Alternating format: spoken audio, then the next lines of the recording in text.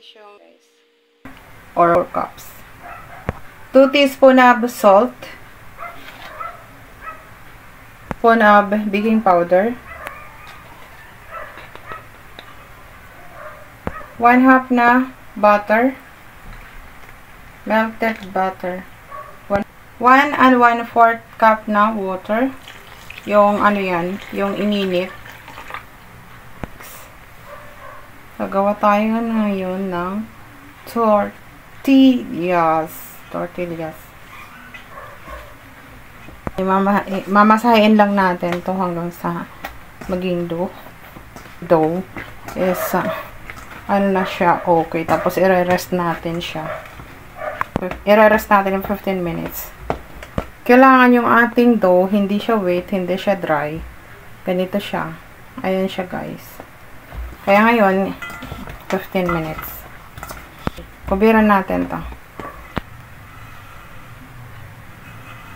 Tapos ng 15 minutes, cut lang natin ito para isipin natin. Halang tayo ng ating mga ganito.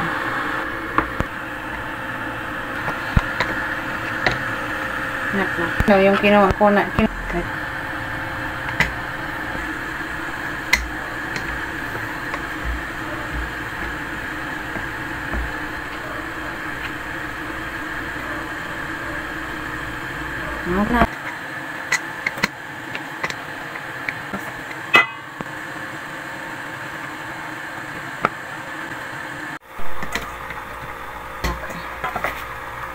plastiko.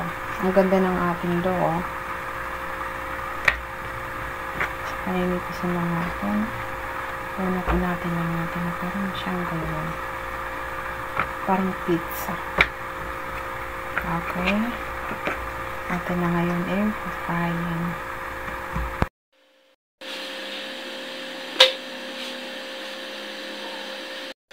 So, set aside na natin ito. Pag halimbawa guys, na hindi nyo naman gagamitin agad, pwede nyo wag i-dark brown. Wag i-brown. Pwede nyo yung set aside lang muna natin yan. Kumulyan naman natin ito.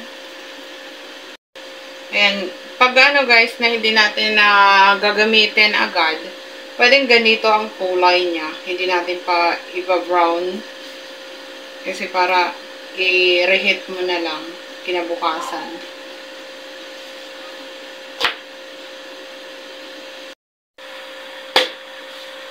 Pwede na natin itong i-set aside.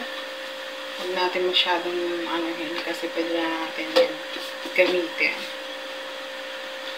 Takpan lang natin yan.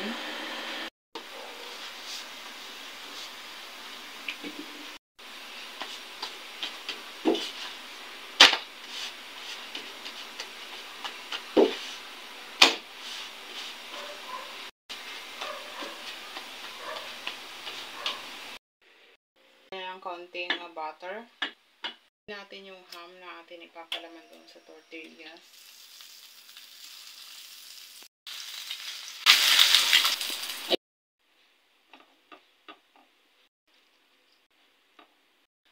Cheese.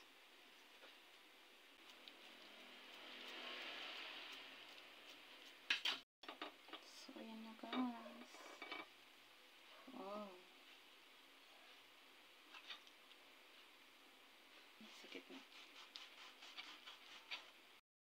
Guys, yung aking yummy niya guys.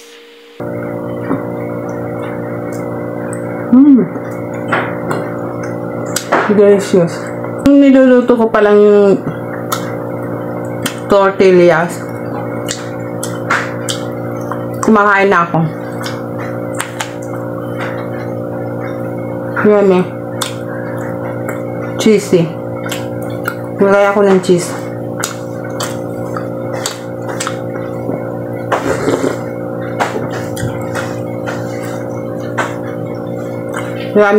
Yummy guys.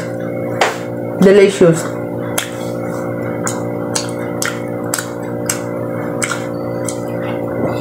Nakakabusog talaga siya.